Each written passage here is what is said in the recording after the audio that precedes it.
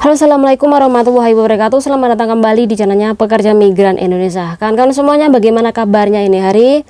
Semoga baik-baik saja, guys. Semoga kawan-kawan dijauhkan dari mara bahaya. Amin.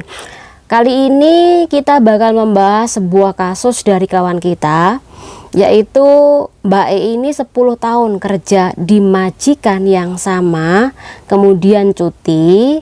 Sebelum dia berangkat ke negara Hongkong ini, Mbak E ini diputus kontrak secara sepihak oleh majikannya. Jadi kasus seperti ini banyak banget, Mbak, ya.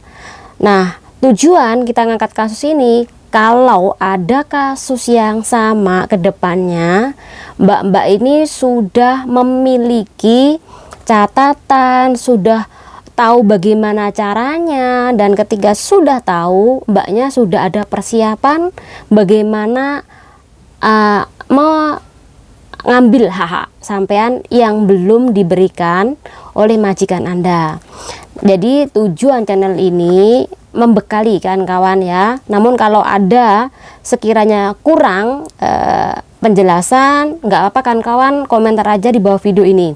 Nah, sebelum kita membahas kasus tersebut, ini pengumuman buat kawan-kawan semuanya mengenai BPJS ya, yaitu kemarin ada sebuah statement tentang penolakan BPJS yang dikeluarkan oleh Badan Penempatan Perlindungan Migran Indonesia BP2MI, yang dimana isinya di situ bahwa dokumen yang wajib kawan-kawan gunakan untuk nanti pulang ke negara penempatan Anda bekerja, yaitu hanya paspor, visa kerja, dan re-entry visa, dan perjanjian kerja. Jadi di situ tidak ada kewajiban kawan-kawan membawa BPJS atau surat lapor diri ke BP3MI atau BP2MI di tanah air. Jadi tidak ada dokumen lainnya lagi selain 3 yang saya sebutkan tadi: paspor, kemudian visa kerja, dan kontrak kerja. Ya, namun kawan-kawan tak sarankan tetap membawa surat cuti dan statement yang dikeluarkan oleh BP2MI tadi. Jadi kalau kawan-kawan pengen suratnya yang saya sebutkan 2 tadi, silakan langsung DM di IG aku. Ya, surat ini tidak ada kepemilikan, contoh kayak namaku adalah channel ini, tidak ada. Jadi surat ini bersih dari nama-nama apapun itu ya. Jadi kawan-kawan bisa memprintkan ketika kawan-kawan nanti kembali bekerja di negara Hongkong ya. Jadi kalau ditanya di bandara oleh petugas, saya sudah punya surat penolakan atau statement dari BP2MI ini ya. Oke, semoga bermanfaat buat kawan-kawan semuanya. Jadi intinya silakan langsung DM aja aku, nanti saya kasih surat tersebut beserta surat cuti, dan kemudian kawan-kawan printkan buat jaga-jaga kalau ada yang menanyakan perihal BPJS ini. Oke. Nah, pertanyaan dari kawan kita yang memiliki kasus tentang diputus kontrak sepihak oleh majikannya. Oke, kasusnya adalah Mbak Umi ya, yang kirim TS ini di sebuah grup. Bismillahirrahmanirrahim. Tak ceritanya ya, kancaku jemput anak ning soromah. Sayuwanho kerja ning majikan 10 tahun mangan sering tumbas dhewe, kebutuhan mandi beli dhewe.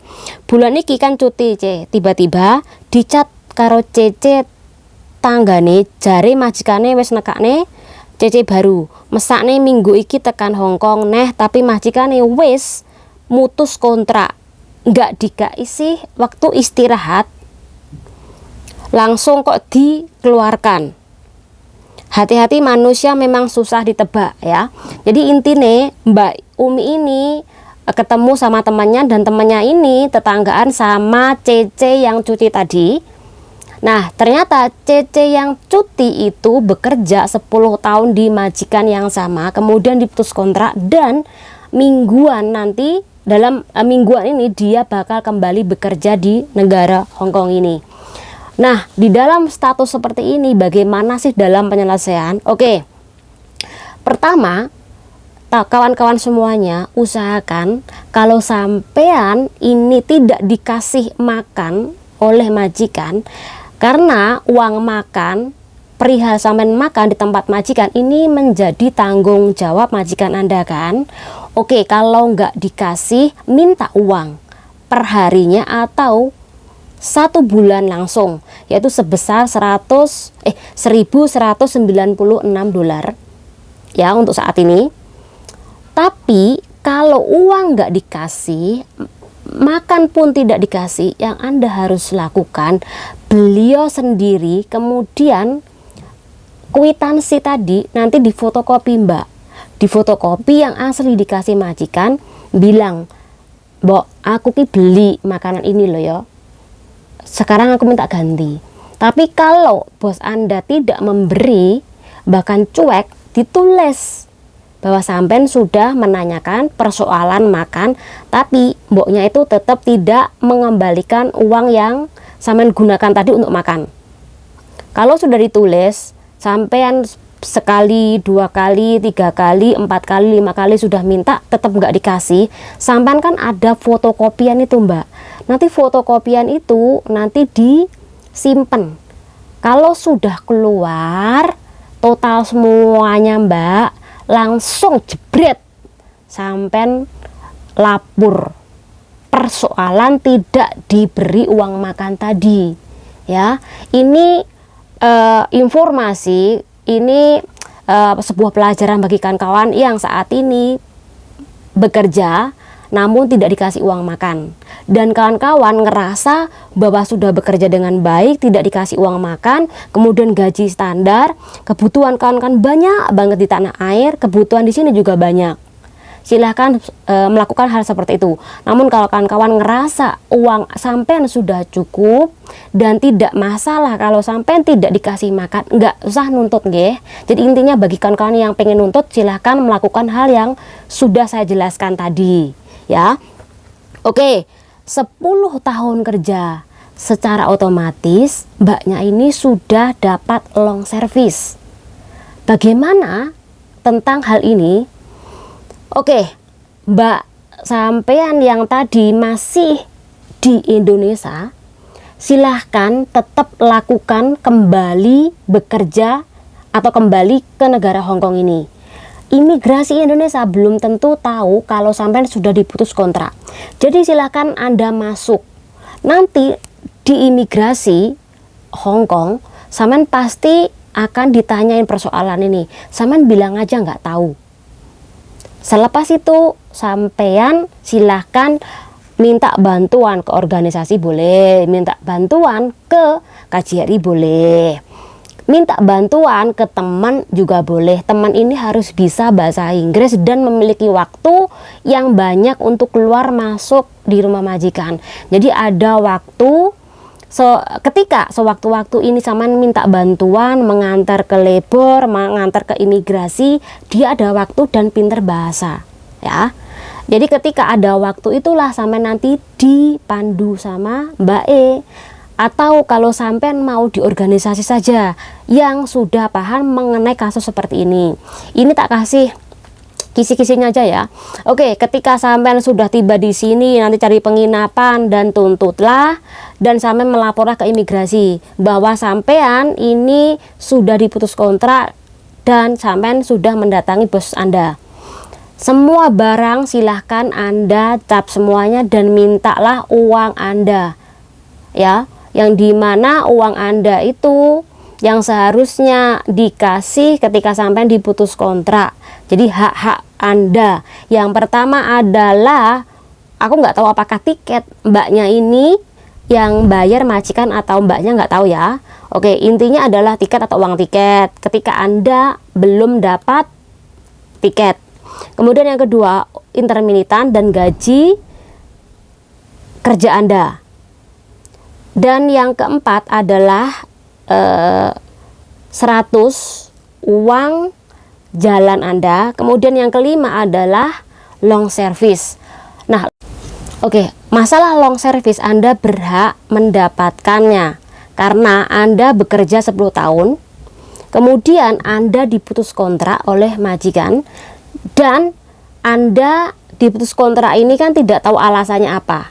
Intinya adalah majikan tidak mau memberikan long service kepada Anda, dan ketika Anda diputus kontrak secara pihak ketika cuti itu sudah menunjukkan niat nggak baik dari majikan, ya. Dan seharusnya long service itu bisa sampai tuntut sekitaran 7 hari selepas Anda keluar dari tempat majikan. Namun ketika Mbak E ini diputus kontrak pas posisinya di Indonesia, Saman bisa langsung itu hari datang ke majikan minta hak-hak sampean semuanya dan juga long service. Kalau semuanya tidak diberi, maka sampean bilang, mari kita ketemu di labor boss. Udah itu aja.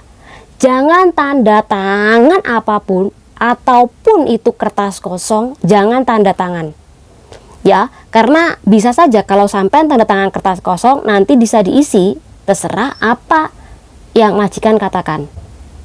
Jadi jangan tanda tangan kertas kosong, dan jangan mau kalau Anda diberi tidak sesuai dengan hak-hak Anda yang sudah saya sebutkan tadi. Long service-nya berapa sih kalau 10 tahun? Nah, nanti saya bantu hitungkan kalau sampean nggak paham, ya.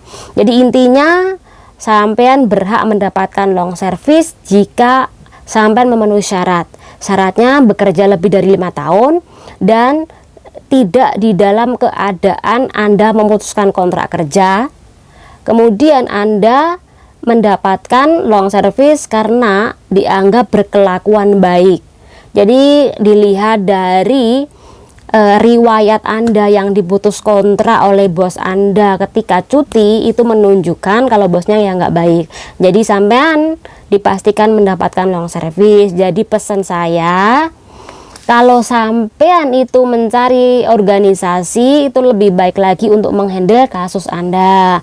Kalau punya teman yang pandai bahasa dan memiliki waktu, silakan Anda minta diantar untuk mengangkat kasus ke labor, untuk mengangkat kasus Anda ke imigrasi. Kemudian mintalah ke imigrasi untuk visa tinggal sementara sampai kasus selesai. Seandainya cuma dikasih 14 hari untuk mengkasuskan, maka sampean harus melakukan adalah minta cari teman yang dimana teman ini bisa menghandle kasusnya.